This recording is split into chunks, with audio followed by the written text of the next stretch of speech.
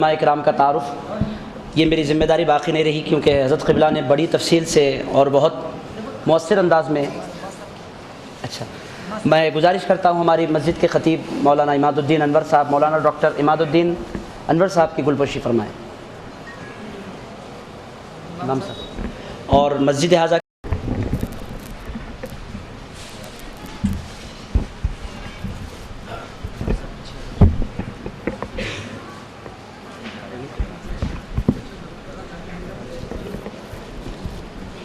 Doctor مولانا عبد المجید صدیقی صاحب قبلہ کی گلپوشی کی جا رہی ہے۔ میں گزارش کرتا ہوں حضرت مولانا ڈاکٹر سید شاہ بدی الدین صابری صاحب قبلہ کی گلپوشی فرمائیں۔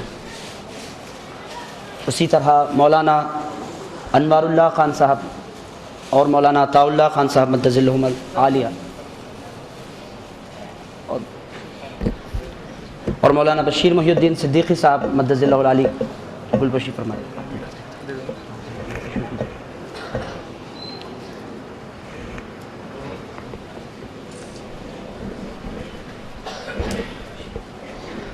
مولانا محبوب شریف نظامی صاحب اور حضرت مولانا لطافت علی صاحب، ان دونوں حضرات کی گلپوشی کی جا رہی ہے۔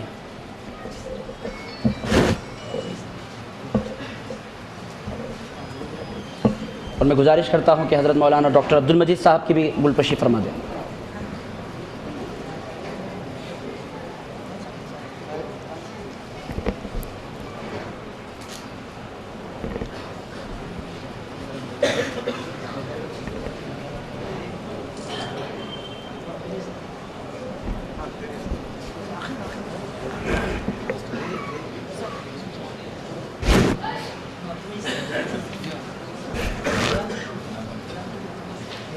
حضرت مولانا عبد المجید صاحب مدظ اللہ العالی کی گلپوشی کی جا رہی ہے۔ حاضرین اکرام، الحمدللہ اب علماء اکرام کا تعارف یہ میری ذمہ داری باقی نہیں رہی، کیونکہ حضرت قبلہ نے بڑی تفصیل سے اور بہت مؤثر انداز میں میں گزارش کرتا ہوں ہماری مسجد کے خطیب مولانا عماد الدین انور صاحب، مولانا ڈاکٹر عماد الدین انور صاحب کی گلپوشی فرمائیں نام صاحب، اور مسجد حاضہ کے امام صاحب جہاں کہیں تشریف لائیں، امام صاحب کی بھی گلپوشی کی جائے گی۔ مؤذن صاحب سے بھی میں گزارش کرتا ہوں کہ آگے تشریف لائیں تاکہ آپ کی گلپوشی کی جا سکے۔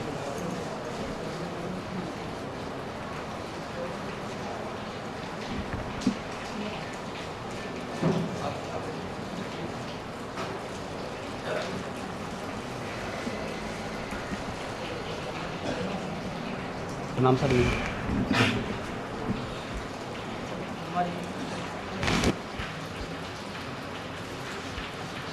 میں جناب عثمان شریف صاحب سے گزارش کرتا ہوں کہ تشریف لائیں کہ حضرت کی گلپوشی کی جا سکے۔ حضرت صدر علی وقار مدظ اللہ العالی کے ہاتھوں ہماری استاذ محترم کے بڑے بھائی حضرت عثمان شریف صاحب کی گلپوشی کی جائے گی۔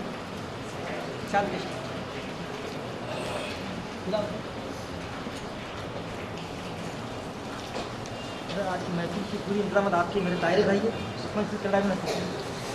پوری انتظامات ایک ہی سنگر ہم چل رہی ہیں۔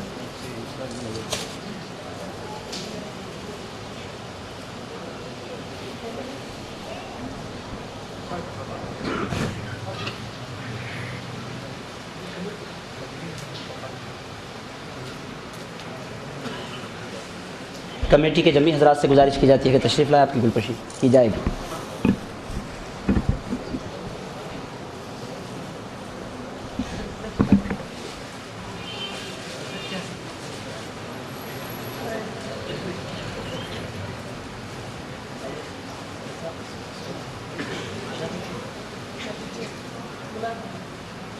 خواجہ بھائی صاحب سے گزارش کرتا ہوں کہ تشریف لائیں۔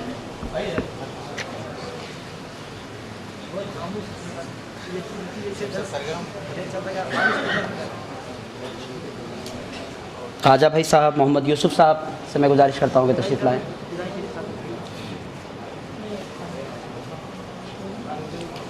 محمود علی صاحب، خواجہ صاحب، دمی حضرات سے گزارش ہے کہ تشریف لائیں۔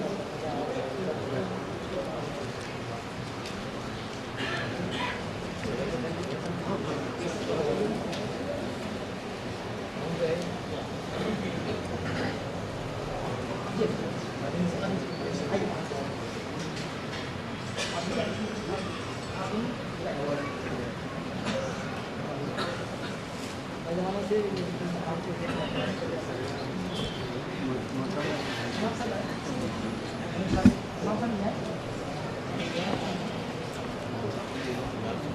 इमाम साहब नहीं है, कहते ऐलान कर रहे नहीं है।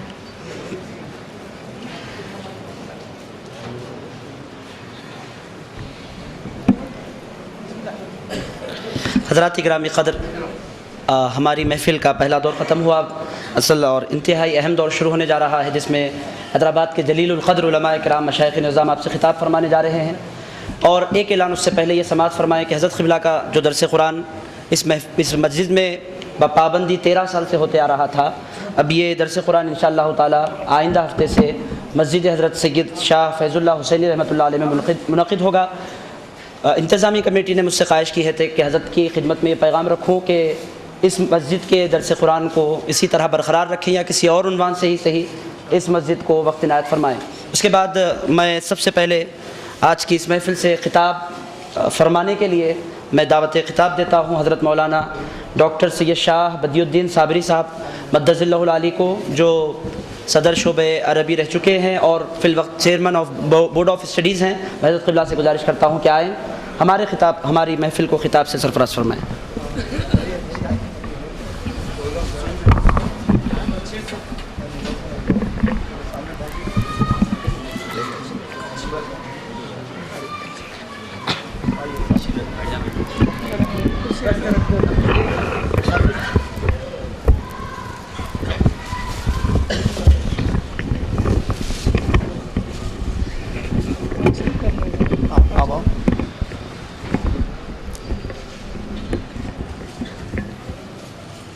अल्हम्दुलिल्लाहि रब्बिल आलमीन खालिक़ि कुल्लि मकानि मकीन व अफ़ज़लुस सलाति व अकमलुस सलामी अला सय्यिदिल मुरसलीन व अला आलिहि तय्यिबीन अत्ताहिरीन व अस्हाबिल अकरमीन।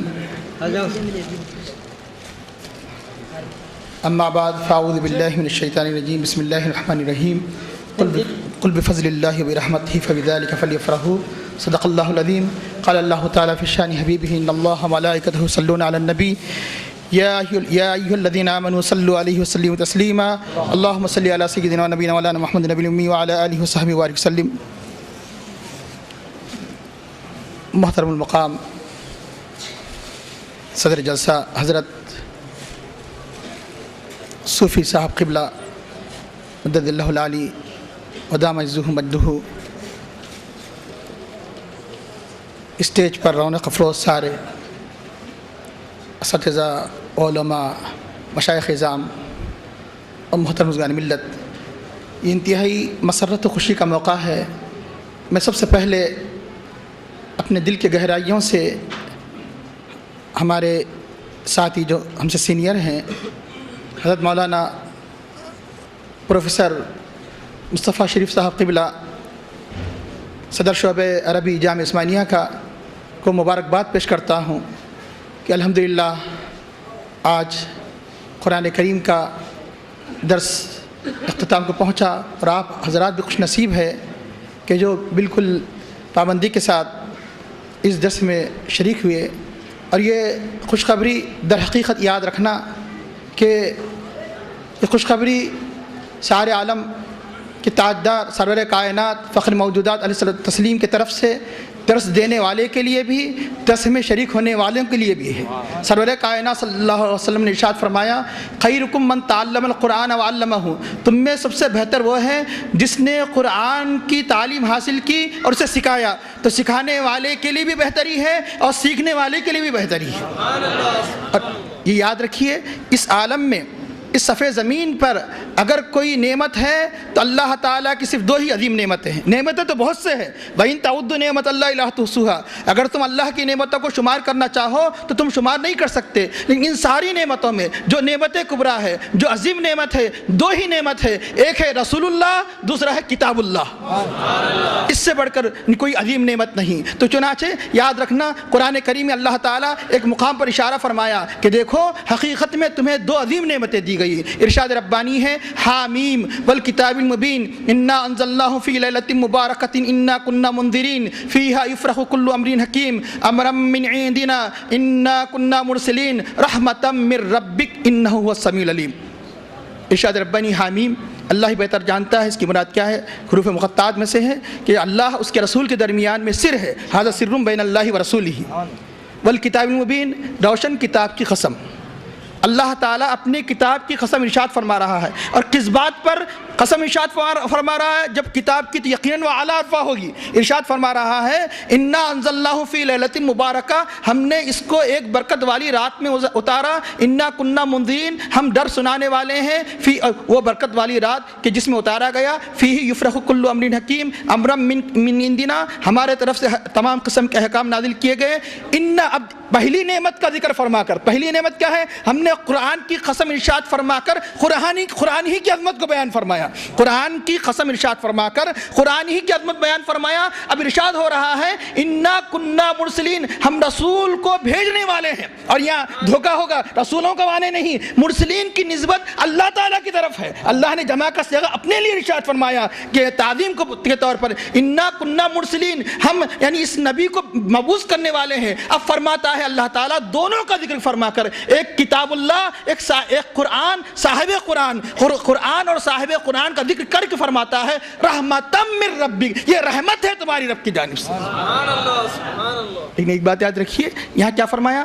یہ بھی فرما سکتا تھا رحمت من رب العالمین، رب العالمین کی طرف سے رحمت ہے، اللہ تعالیٰ سارے کائنات کا رب ہے، الحمدللہ رب العالمین، لیکن اپنی ربوبیت کو کدھر منسوب فرمایا؟ اپنے حبیب کی طرف فرمایا۔ یوں تو اللہ تعالیٰ سب کا رب ہے، لیکن جو اللہ نے جس کو منتخب فرما لیا، جس پر عنایتوں کی بارش نازل فرماتا ہے، جس کو سارے جہانوں کے لیے رحمت بنایا، جس رحمت للعالمین کے صدقے میں تمہیں یہ کتاب ملی، اس لیے اپنی ربوبیت کو اپنے حبیب کی طرف فرمایا کہ رحمت ہے تمہارے رب کی طرف سے۔ انہ سمیع، بے شک سننے والا جاننے والا ہے۔ یاد رکھنا اتنی عظیم نعمت ہمیں سرور کائنات صلی اللہ علیہ وسلم کے صدقے میں کتاب اللہ ملی، تو یقیناً کتاب اللہ کے سینے، کیونکہ آپ کو علماء کرام سے، مشائخ اعظام سے سننا ہے کہ میں صرف بہت مختصر سے وقت میں اختتام کی طرف آؤں گا کہ یاد رکھیے سکینہ قرآن کریم میں بہت سے مقامات پر ذکر فرمایا۔ سکینہ ایک غیبی سکون ہے، غیبی اطمینان ہے۔ اللہ تعالیٰ عام طور پر کب نازل فرماتا ہے؟ جب انتہائی پریشانی کا عالم ہوتا ہے، اور خاص طور پر جگہوں میں بہت سے مقامات پر سکینہ ذکر، ہجرت کی رات، جنگ بدر، جنگ حنین وغیرہ مختلف مواقع پر اللہ تعالیٰ قرآن کریم میں سکینے کے نازل ہونے کا ذکر فرمایا۔ اور سکینے کی جو مختلف کیفیات اور مختلف علامتیں ہوتی ہیں، اس کے اندر ایک فرشتوں کا نزول ہے، اس لیے جہاں سکینے کا ذکر فرمایا وہاں فرشتوں کا بھی اکثر ذکر فرمایا۔ وانزل اللہ ثم انزل اللہ سکینتہ علی رسولہ وعلی المؤمنین وانزل جنودا لم تروها۔ اب سرور کائنات صلی اللہ علیہ وسلم رحمۃ العالمین ہے، یہ نعمت جہاں اللہ نے صحابہ کو عطا فرمائی کہ ان کی مجلسوں میں فرشتے نازل ہوتے ہیں، اللہ ان صحابہ کے دلوں پر سکینہ نازل فرماتا ہے۔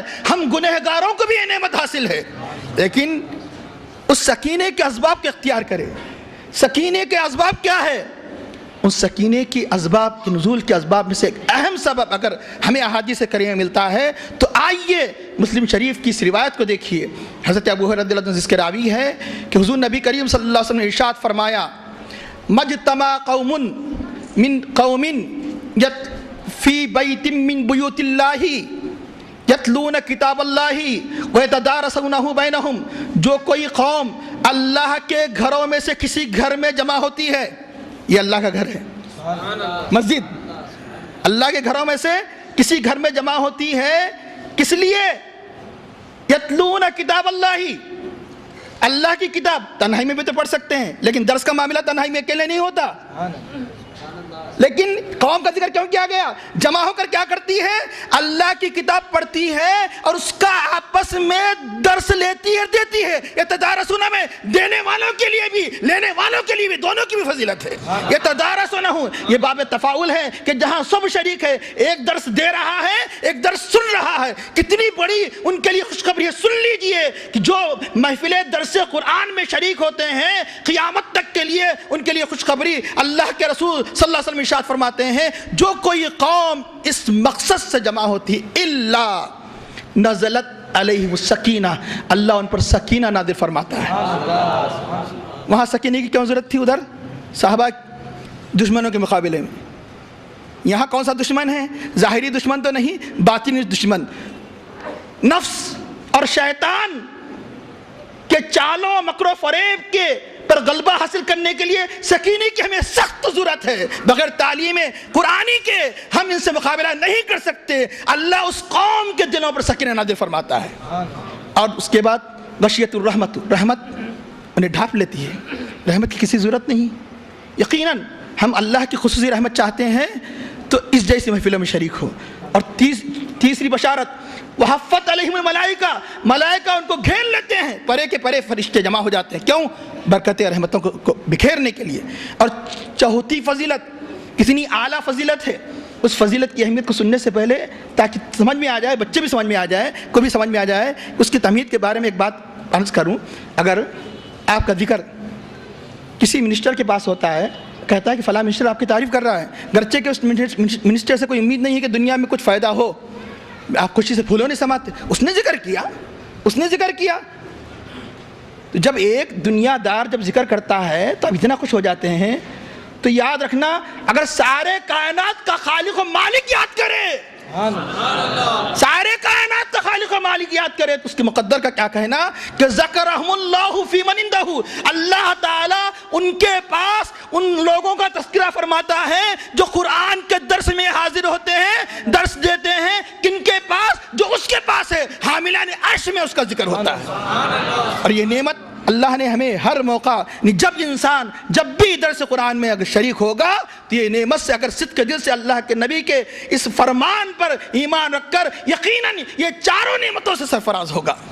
یہ چاروں نعمتوں سے سرفراز ہوگا. اس میں جو ایک بات بیان کی گئی، عرض کر کے رخصت ہوتا ہوں کہ وَرَحْمَتِي وَسِعَتْ كُلَّ شَيْءٍ، میری رحمت ہر چیز پر وسیع ہے. لیکن وسیع تو سب پر ہے.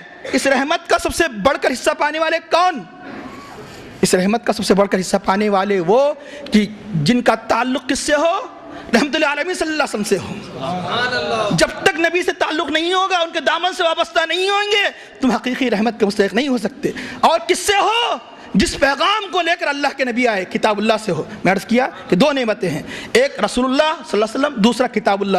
جس کا تعلق اس سے ہوگا، ماننے والے رسول کی پیروی کرتے ہیں. الامی کسی سے کے سامنے زانو ادب طے نہیں کیا، کیونکہ اللہ نے انہیں سکھایا. سکھانے والا اللہ تعالیٰ، اس لیے نبی فرمایا کہیں امی سے دھوکہ نہ ہو جائے، یہ رسول کچھ نہیں جانتے. یاد رکھنا، یہ رسول کچھ پڑھے لکھے بغیر سارے عالم سے بڑھ کر جانتے ہیں. ماکان جو کچھ ہو چکا، جو کچھ ہونے والا ہے، وہ سب کچھ جانتے ہیں. اس رسول کی پیروی کرتے ہیں. اس عقیدے سے جو اتباع کرے گا تو اللہ کی رحمت سے مالا مال ہو جائے گا. الذین یتبعون رسول النبی الامی، امی کے ساتھ رسول خود ہمارے بظاہر اخلاق کے اعتبار سے کافر تھا، لیکن اس شبہ کو دور کرنے کے لیے رسول کے ساتھ نبی بھی ذکر فرمایا. موقع نہیں، یقیناً آپ نے علامہ سے مختلف موقعوں پر یعنی اس کی تفسیر سنی ہوگی، اور امی کے بارے میں تو بہت بہترین عام طور پر اکثر آپ کا بیان آپ نے مختلف مواقع پر سنا ہوگا. وقت نہیں ہے، اس لیے میں صرف ترجمے پر اکتفا کرتا ہوں. الرسول النبی الامی الذی یجدونہ مکتوبا، جن کے اوصاف کو یہ لوگ لکھا پاتے ہیں توریت میں، انجیل میں. یأمرہم بالمعروف، یہ رسول حکم دیتے ہیں ان کو اچھائی کا، وینہاہم عن المنکر، برائی سے روکتے ہیں، کہ وَيُحِلُّ لَهُمُ الطَّيِّبَاتِ، ان کے لیے پاکیزہ چیزیں حلال قرار دیتے ہیں. وَيُحَرِّمُ عَلَيْهِمُ الْخَبَائِثَ، خبائث کو حرام قرار دیتے ہیں. یعنی یہ رسول کو کس طرح پیروی کرتے ہیں؟ اس عقیدے کے ساتھ پیروی کرتے ہیں. مجبور بنا کر بھیجا نہیں گیا ہے، سارے اختیارات دے کر بھیجا گیا ہے. اور یہ رسول کی پیروی کیسے کرتے ہیں؟ وَيَضَعُ عَنْهُمْ إِصْرَهُمْ، یہ بھی عقیدہ رکھتے ہیں کہ ان سے ان کے بوجھوں کو دور کرتے ہیں. وَالْأَغْلَالَ الَّتِي، ان بندھنوں کو دور کرتے ہیں جو ان پر ہے، جو پہلے یعنی جتنی امتوں پر جو مشقتیں تھے یہ رسول دور کرنے کے لیے آئے ہیں. اس کا اللہ تعالیٰ اپنے حبیب کے 9 صفات کو ذکر کر فرماتا ہے فالذین آمنوا بہ، جو ان پر ایمان لے آئے، وعزروہ، ان کی تعظیم و توقیر کرے، ونصروہ، ان کی مدد کرے، نشاط دین کو کے کام کو بجا لائے. اب ابتدا کس سے ہوئی تھی؟ رسول کی پیروی. انتہا کس پر ہو رہی ہے؟ رسول صلی اللہ علیہ وسلم نے جس پیغام کو لے کر آئے، وَاتَّبَعُوا النُّورَ الَّذِي، اس نور کی پیروی کرے، اس نور کی پیروی کرے، الَّذِي أُنزِلَ مَعَهُ، جو آپ کے ساتھ نازل کیا گیا. أُولَئِكَ هُمُ الْمُفْلِحُونَ، تو وہ کامیاب ہے. کامیابی کی شرائط کیا ہے؟ کہ ایمان بالرسول، تعظیم رسول، نصرت رسول، تبلیغ عظمت رسول کے ساتھ، تعظیم رسول کے ساتھ، اور اتباع کتاب و سنت. اب موقع نہیں، النور الذی انزل معہ کے تحت मुफस्सिरीन किराम ने फरमाया अल्लज़ीना उनज़िला माहू में वही जली भी है, वही खफी भी है, किताब भी है और सुन्नत भी है, वही कामयाब व कामरान है। यकीनन जो जितना अल्लाह के नबी के दामन से वाबस्ता होगा और जो जितना किताबुल्लाह के दामन से वाबस्ता होगा वही सक्सेसफुल है, वही कामयाब व कामरान है।